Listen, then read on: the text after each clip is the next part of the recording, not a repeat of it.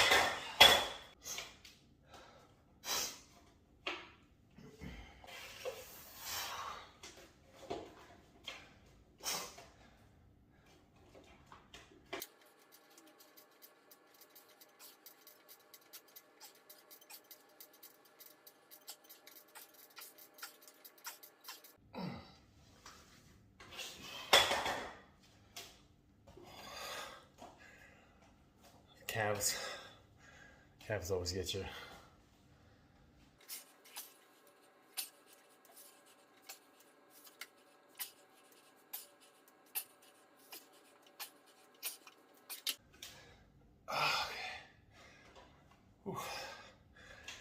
That one's always difficult. My lower back just needs a bit of strengthening up. But so there it is. 10 minutes done. Before this, I felt like I didn't want to do anything at all. Just wanted to go to bed and just wuss out. And you know, but I made a commitment. I was going to do this every single day without fail.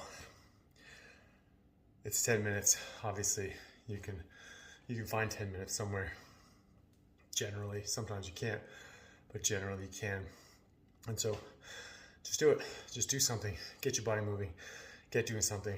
Keep eating right. Keep moving your body.